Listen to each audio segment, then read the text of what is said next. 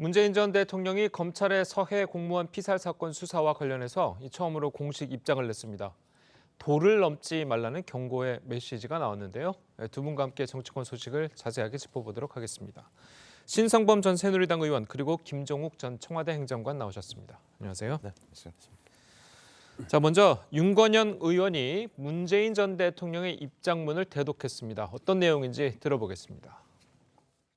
대통령은 이른바 특수정보까지 직접 살펴본 후 그 판단을 수용했습니다. 그런데 정권이 바뀌자 판단의 근거가 된 정보와 정황은 달라진 것이 전혀 없는데 결론만 정반대가 되었습니다. 이처럼 안보 사안을 정쟁의 대상으로 삼고 안보 체계를 무력화하는 분별 없는 처사에 깊은 우려를 표합니다. 부디 도를 넘지 않기를 바랍니다. 예, 부디 도를 넘지 않기를 바랍니다. 자, 문재인 전 대통령이 낸 입장문입니다. 자, 어떻게 들으셨습니까? 왜 냈을까? 결국 이제 오늘 서훈 전 안보실장이 영장실질심사가 오늘이니까 어제 하루 전에 예. 이제 자기 부하였던 서훈 실장을 위해서 내신 거죠. 근데 제가 눈길을 끈 것은 뒷부분이야 뭐 차치하고 예. 정치적 주장이니까 앞부분인데 왜 대통령에서 그런 판단을 했느냐? 본인이 직접 국방부 합참 국정원 보고를 직접 듣고 보고를 최종 승인했다고 돼 있어요. 보고서도 아니 보고를 최종 승인했다. 두 번째 단락을 보면 당시에 안보부처는 이런 사실관계를 명확하게 규명하는 게 불가능한 상황에서 모든 정보와 정황을 분석하고 할 수 있는 범위 안에서 사실을 추정했고 대통령은 특수정보까지 직접 살펴본 후에 그 판단을 수용했다. 무슨 뜻이죠? 다시 말하면 이거는 우리 지금까지 했던 이야기를 그냥 상식적인 선에서 종합한 거예요. 이때 보고를 하면 본인이 직접 서훈, 박지원 등과 함께 앉아서 회의를 해서 하나하나 챙겨봤다는 게 아니고 새벽 1시에 긴급 장관회의를 한 그 결과를 아침에 제가 보기에는 서훈 안보실장한테 보고를 받으면서 자 판단의 근거가 뭐였습니까? 한번 봅시다라고 하니까 서훈 안보실장이 자 우리는 이런 점을 근거로 해서 판단했습니다. 아, 그래요? 라고 했다는 말이에요. 정확히 말하면은 그러니까 뭐 보고서를 자 사인했다는 취지도 아니고 그러니까 판단을 수용했다. 안보부처의 판단을 그 이상도 그 이하도 아니다. 제 눈에는 뭐 새로운 사실 나온 건 없다라고. 예. 자, 어쨌든 뭐 문 전 대통령은 최종 승인자라고 하면은 뭐 어떻게 보면은 아까 보면은 문서에 뭐 서명이나 뭐 이런 거는 안 그런 내용은 이제 없지만 그 판단을 수용한 최종 수용자라고 해야 될까요? 승인자라기보다는 수용자의 입장인 것 같은데 자, 이렇게 전면적으로 나선 이유는 어디 있다고 보십니까? 일단 뭐 최종 결정권자죠. 실제적으로 모든 문제와 관련해서 대통령은 최종적인 책임을 지는 거기 때문에 예. 어떤 모든 안보 문제에 대한 최종 결정권자로서 이 문제에 대해서 이제는 한 번 정도 공식적인 입장을 밝혀야 된다고 판단한 것 같아요. 제가 알기로는 10월 달에 감사원에서도 예를 들면 문서로 해서 서면 조사를 하려고 하지 않았습니까? 아마 참모들이 제가 말린 걸로 알고 있어요. 이 부분에 대해서 본인이 자기의 입장을 내겠다. 왜냐하면 다 아시겠습니다만 서훈 박지원이라고 하는 실제적인 이 일을 챙겼던 사람들에 대해서 조사도 이루어지지 않았는데 감사원에서 대통령한테 직접적으로 문서로 서면 조사를 했단 말이에요. 이건 제가 볼 때는 어떤 이 사실을 알고자 하는 것보다는 오히려 정치적인 행태라고 봤던 측면들이 분명히 있고 예. 이런 행태로 진행되게 되면 앞으로 어떤 사람이든 안보 문제와 관련해서 제대로 된 결정을 할 수 있겠는가라고 하는 우려를 밝혔었고요. 이 부분에 대해서 대통령이 직접 얘기하는 게 좋지 않겠냐고 얘기했는데 참모들이 이렇게 되면 정쟁화될 소재가 매우 크기 때문에 그렇게 하시지 말고 하면서 이제 윤건영 당시 이제 의원이 대신 전원의 형식을 통해서 본인이 얘기한 측면들이 분명히 있어서 예. 저는 이번에는 마찬가지입니다만 전직 대통령으로서 이런 외교안보에 대한 총괄적인 결정 문제에 대해서 국민에게 입장을 좀 밝힐 필요가 있었다는 생각이 드는 것이고요. 또 하나 계속 얘기했던 내용이 그런 거잖아요. 판단의 근거가 된 정보와 정황은 달라진 것이 전혀 없는데 결론만 반대다. 좀 그러려면 피해자가 북한 해역에서 가게 된 다른 가능성이 설득력 있게 제시되어야 한다. 만약 이게 제시가 되지 않게 되면 이 조사와 수사를 왜 하는 거지라고 하는 근본적인 딜레마에 빠질 수밖에 없어요. 그러니까 월북이 아니라고 하는 것이 확증이 안 되게 되면 이게 범죄인지 아닌지에 대해서 소명할 수가 없어요. 근데 이 현 정부는 계속 조사 수사만 6개월째 하고 있지 입장이나 결정 단계 아무것도 없는 상황이라고 얘기한다면 이게 무엇을 위한 예를 들면 조사이고 수사인 건지에 대한 근본적인 질문을 잘 하는 거라고 생각합니다. 예. 자, 그런데 이제 방금 말씀하신 것 중에 이제 월북이 아니라는 근거를 이제 제시를 해야 된다라고 했는데 월북이라는 근거도 제시하지 못한 건 아니에요? 아니요. 그때는 월북이라고 정의가 된 거죠. 근데 현 정부에 들어와서 월북이라고 단정할 만한 증거가 없다고 얘기한 거죠. 그러니까 증거가 없다는 거기 때문에 월북인지 아닌지 알 수 없다는 거예요. 그러면 만약에 월북이라는 사실이 긴지 아닌지 알 수가 없다면 거기에 대해서 무슨 예를 들면 수사를 하고 뭘 갖다 처벌할 건지에 대한 근본적인 딜레마에 빠지게 되는 거죠. 예. 저는 그 문제에 대해서 말씀드리는 겁니다. 그렇게 이제 월북이라 자진 월북이라는 판단을 문제 삼는다기보다는 자진 월북이라고 판단했던 근거를 수집하는 과정에서의 불법성이 문제가 되고 있잖아요. 지금 새벽에 9월 22일 날 이대준 씨가 사살되고 소각됐고 밤에 그다음 새벽 1시에 얼마나 급했던지 회의를 열잖아요. 북한에서 그래 할 줄 몰랐으니까 예. 평소에는 돌려보냈는데 왜 죽인? 그러니까 새벽 1시에 일어나 이때는 대통령이 참석 안 했어요. 서훈 실장이 주재를 했다고요. 그 자리에서 결론이 뭐냐? 자진 월북으로 판단한다. 나머지 배치되는 증거는 각 부처가 돌아가서 지웠다는 것이 핵심 아니에요. 서훈은 국방부로 가서 돌아 지우고 박지원은 국정원으로 가서 지웠다. 왜 이렇게 했을까라는 대목이 문제다. 아침에 8시 반에 이튿날 아침 9월 23일 아침 8시 반에 문재인 대통령은 서욱 실장한테 보고를 받은 거예요. 예. 서훈 실장한테. 이런 형식이라면 볼 때는 판단의 이게 잠깐만 말씀하신 대로 월북이라는 증거는 없었던 거죠. 정황성으로 판단했다. 판단이었던 거고 또 말씀하신 대로 또 월북이 아니라는 증거도 당사자가 사망했으니 어떻게 있어요. 하지만 그 모든 건 어디 가 있습니까 지금? 대통령 기록물로 가 있단 말이에요. 그런 문제가 있어요. 판단하는 과정에서의 불법 행위를 지금 문제 삼는 거라는 점도 분명히 하는 게 좋겠어요. 알겠습니다. 자, 검찰 수사를 비판한 문재인 전 대통령의 입장문을 놓고 정치권에서는 엇갈린 반응을 나눴습니다. 어떤 이야기가 나왔는지 들어보겠습니다. 명확한 증거 없이 자진 월북으로 판단했다는 문 전 대통령의 자백처럼 보입니다. 사과나 반성은 한마디도 없었습니다. 문재인 전 대통령이 말하는 안보 체계는 북한 김정은 눈치를 살피고 국민은 월북무리로 희생시켜도 되는 안보 체계란 말입니까? 아마 굉장히 많이 참고 참아오다 하신 발언이 아닌가 하는 생각이 좀 드는데요. 그 서욱 국방부 장관하고 김홍희 해경청장하고 구속적 부심이 받아들여졌잖아요. 근데 그 같은 사안으로 서훈 안보실장을 또다시 구속영장을 검찰이 친 거거든요. 언제까지 무고한 사람들을 그렇게 검찰이 무소불위의 힘으로 권력으로 그렇게 남용하게 둘 것인가. 예. 자, 유가족에 대한 사과가 없었다. 자, 이 점을 좀 지적을 하고 있습니다. 여당에서는 어떻게 보셨습니까? 이 사건이 보십시오. 이게 조금이라도 그런 흔적이 있으면 가족들이라도 눈치를 챘을 텐데 가장 격렬하게 처음부터 끝까지 했던 분이 그 이래진 씨 자기 형이잖아요. 이래진 씨의 형님. 그분은 기억나잖아요. 그러니까 또 아들도 왜 문재인 대통령의 편지를 써갖고 정부는 뭐 했냐는 이야기를 했단 말이에요. 다시 말하면 이게 그러니까 가족들 입장에서는 전혀 뭐 청천벽력 같은 일이었을 테니까 굉장한 이야기를 많이 했잖아요. 그러니까 다시 한번 되짚어 볼게요. 그 사건이 9월 22일 날 3시쯤 북한군에게 잡혔다는 것은 우리 정부가 알았고 그것을 청와대에다 보고를 했었고 대통령도 10시 반쯤 알았다는 거예요. 그러니까 그때는 어떻게 판단했겠느냐. 당연히 돌려보내겠지. 뭐 표류자니까 라고 판단했을 건데 밤에 사살됐다는 사실 9시 반쯤 알았고 그래서 이튿날 새벽 9월 24일 새벽 1시에 회의를 열었다. 이 일련의 흐름을 본다면 왜 정부는 왜 그 표류하는 우리 공무원 하나 잡았던 모양인데 빨리 돌려보내라는 연락을 왜 안 했을까? 지금 와도 그런 생각이 들잖아요. 근데 지금은 뭘로 됐느냐? 설마 그 북한이 그럴 줄 몰랐다는 거 돼 있는 거 아니에요?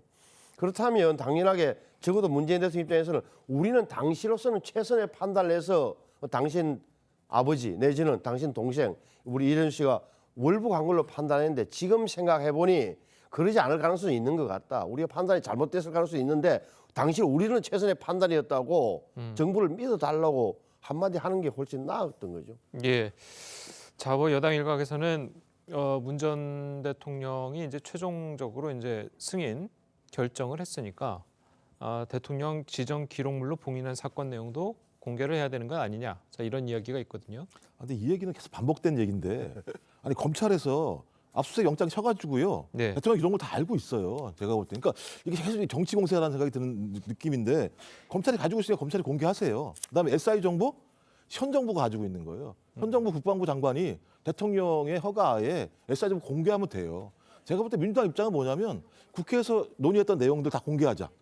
안 되면 SI도 공개하자. 저는 공개하자는 거예요. 왜냐하면 서로 모르는 정보를 가지고 여야가 정쟁만 벌이고 있으니 그런 거 아니겠습니까? 저 그러면 검찰도 대통령 아니면 저기 뭐 법무부 장관한테 얘기해서 그 대통령 기록물에 나온 내용들 공개하시고 그다음에 대통령도 국방부 장관에 지시하셔가지고 SI 특수정보 공개하시고 공개 다 한 다음에 그 내용 가지고 누가 진짜 제대로 된 판단을 한 건지 그리고 그 당시에도 마찬가지입니다만 여야가 대부분 다 인정했던 부분이 있었던 거 아니겠습니까? 근데 지금은 바뀐 거 있으니 일단 어떤 판단의 자료를 가지고 이런 결정을 했는지에 대해서 좀 공개해서 공론을 향해서 토론을 했으면 좋겠어요. 저 답답해요.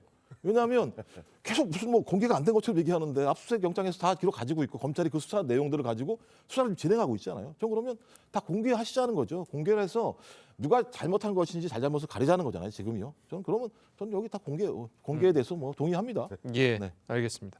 자, 어쨌든 문재인 전 대통령이 이제 정치적인 수사까지 이제 동원을 하면서 이제 입장문을 낸 것에 대해서 일각에서는 이제 신정권과 구정권의 충돌이 이제 본격화되는 것 아니냐 이렇게 걱정하시는 분들도 있거든요. 그게 지금 검찰 수사를 이렇게 좀 가만히 쳐다보면 서훈 실장을 최고 결정권자, 마지막 최종 결정권자로 보고 결론을 내리고 있는데 갑자기 문재인 대통령이 최종은 나였어. 내가 보고받았단 말이야. 사인은 이렇게 하시니 약간 어색하긴 했습니다만 뭐 신구 권력 갈등까지 볼 건 없고 다만 문재인 대통령이 이런 식으로 말씀하실 것 같았으면 지난번 감사원 감사 서면 조사를 거부할 게 아니라 이메일도 뭐 수령 거부하고 반송하고 그다음에 대단히 무리한 짓이다 이렇게 했던 당시에 사실은 이거 좀 한 줄짜리 몇 장이라도 써서 내는 게 훨씬 나았던 거예요. 지금 생각해 본다면 이제 와서 뒤늦게 내가 보고 받았고 최종은 내가 다 수용한 거라고 하면 별로 법적으로 의미 없는 이야기.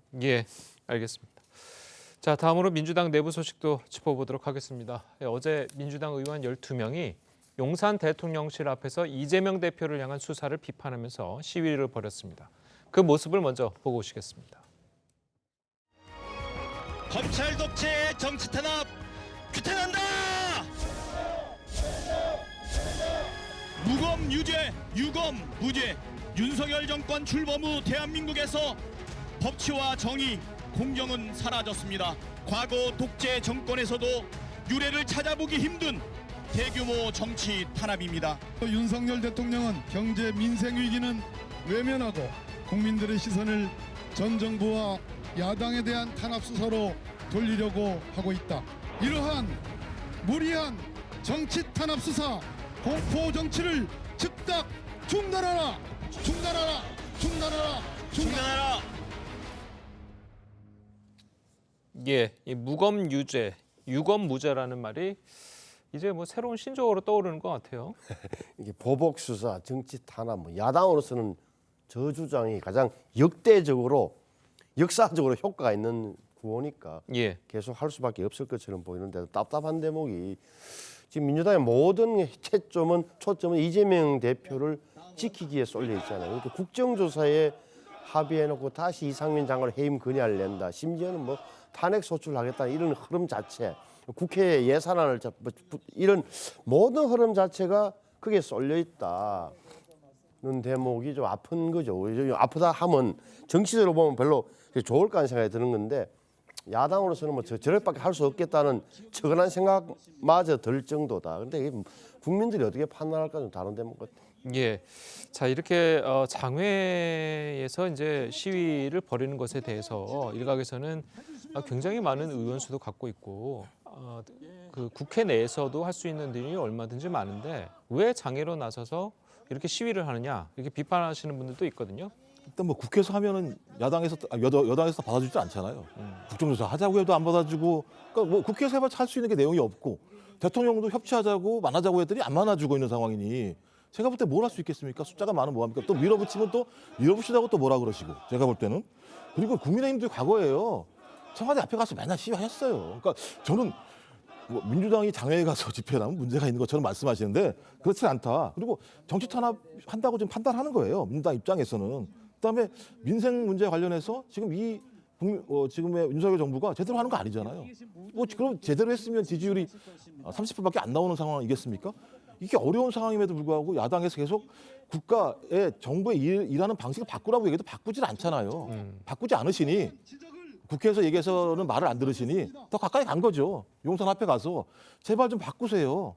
탄압하지 마세요 얘기하는 거니까 제가 볼 땐 이건 뭐 정치적 행위로 봐야 되는 거지 왜 장외로 가냐 마냐 이 문제는 아니라 생각이 듭니다. 예, 알겠습니다.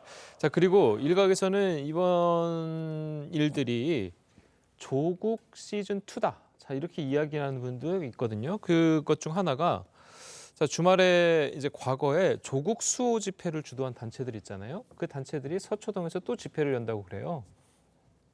이런 투쟁이 과연 효과가 있을까? 국민적 공감을 얻을 수 있을까?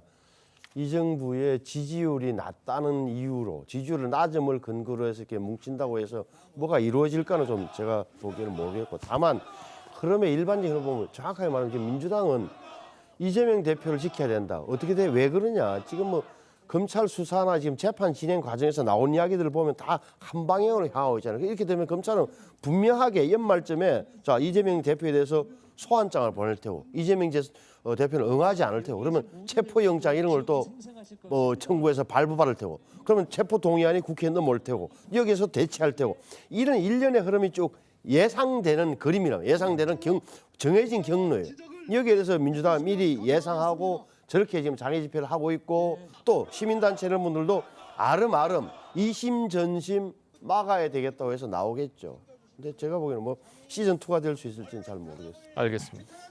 자, 뭐 시즌 2가 될지는 잘 모르겠다고 이제 말씀하셨는데 그 당내에서도 이것에 대해서 걱정하시는 분들이 있어요. 뭐 얼마 전에 뭐 김종민 의원 같은 경우에는 조국 사태 때 2년 동안 방탄정당을 만들어가지고 민주당 신뢰도가 깨졌다. 자, 이런 이야기도 있었거든요. 제가 다른 분이 말씀하시면 동의하겠어요. 김종민 의원이 말씀하시니까 동의할 수가 없어요. 가장 끝까지 조국 전 장관을 갖다가 옹호하신 분 아닙니까? 본인이 반성부터 하신 다음에 말씀하시는 게 맞죠. 그리고 또 중도층과의 괴리를 우려한다? 제가 볼 때 중도층과의 괴리는요. 민주당이 고민할 게 아니고요. 예. 국민의힘과 윤석열 정부가 고민해야 될 대목이에요. 실제적으로는요. 지금 국정운영 지지율 30% 딱 박스에 갇혀있는 이유 중에 하나는 뭐냐면 중도층이에요. 중도층이 전혀 바뀌지 않고 있습니다. 그리고 지표를 보시자고요. 그 대통령 지지도 그 조사를 하게 되면 이재명 당대표 같은 경우 30% 중후반대에 1위를 달리고 있는 상황이고요.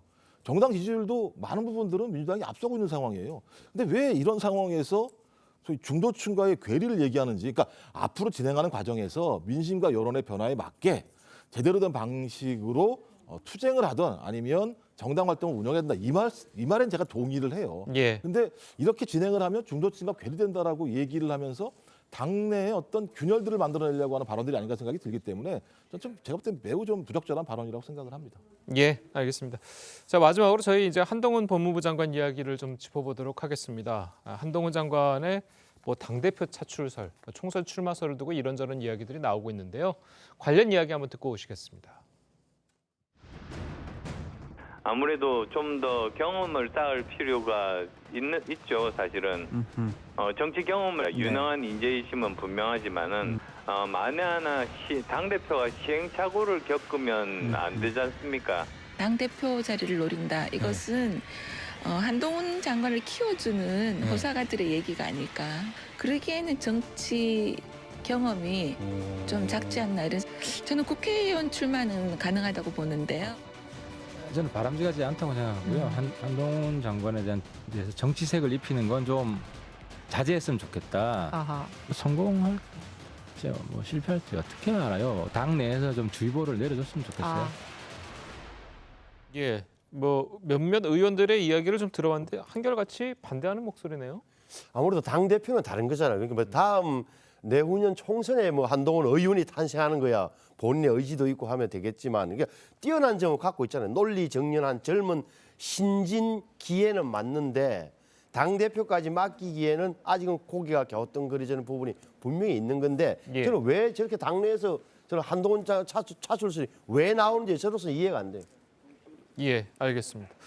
자, 어쨌든 뭐 민주당으로서는 한동훈 장관을 뭐 키워줬다라는 이제 비판을 일각에서는 받고 있는 것도 이제 사실이잖아요. 한동훈 장관이 만약 당대표 차출설, 민주당 입장에서는 어떻습니까? 저는 당대표 차출 못하실 거라고 좀 봐요. 왜냐하면은 2, 3월 달 2말 3초라고 얘기하는데 갑자기 소위 그 국무위원을 차출을 해서 대통령께서 말씀하신 게 복합위기라고 말씀하시는 거 아닙니까? 근데 국무위원들 갖다 차출해서 당대표 선거에 보내게 된다라고 얘기하게 되면 본인이 말씀하신 것과 또 맞지 않은 측면이 있는 것이고 또 하나는 당무개입 얘기가 나올 수밖에 없어요. 왜냐하면 현직 국무위원이 당대표 출마를 한다라고 얘기하는 건 대통령의 윤호하에 벌어지는 거 아니겠습니까? 그렇게 되면 공천권을 행사하겠다라고 해서 공개적으로 말씀하시는 거잖아요. 그러면 당이 잘 가겠습니까? 저는 그래서 일단 당대표 차출설은 말이 안 되는 거라는 생각이 드는데 말씀하신 것처럼 이후에 국회의원 선거 같은 경우는 저희 새로운 이미지가 분명히 있고 그다음에 여당 내에 저희 대선 후보 지지율 1위를 달리고 있기 때문에 상당히 좋은 상품성이 있는 거죠. 하지만 최대의 문제는 윤 대통령이에요. 윤 대통령의 국정 지지율이 올라가지 않게 되면 당연히 여기도 한동훈 법무부장 같은 경우도 같은 락에 걸릴 수밖에 없는 측면이 분명히 있기 때문에 시간을 지켜보시면 될 것 같고요. 민주당 입장에서야 뭐 누가 나오든 제가 볼 땐 땡큐라고 봐요. 알겠습니다. 예, 두 분 말씀은 여기까지 듣겠습니다. 잘 들었습니다. 고맙습니다.